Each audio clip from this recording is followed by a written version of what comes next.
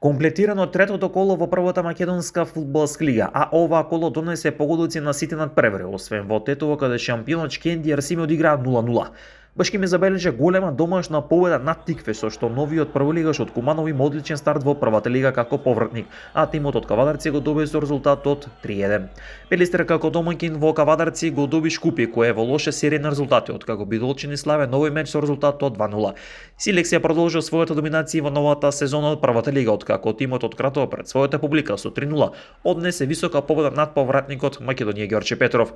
Струго Тримлум славеше домашна победа 2:0 над Работнички, додека пак Вардар и Брејра Струмица ремизира играјќи 2:2 за поделба на бодовите. Во однос на табелата Силекс и Струга имаат максимални 9 бодови на своите конта. Шкендија, Вардар и Башким имаат по 7 бодови за делба на третото место. Пелестер е 6 со 6 бодови, Арсими е 7 со 2 бодови. По 1 бод имаат екипите на Тиквеш, Работнички, Брејра Струмица без бодови на дното се Македонија Ѓорче Петров и екипата на Шкупи.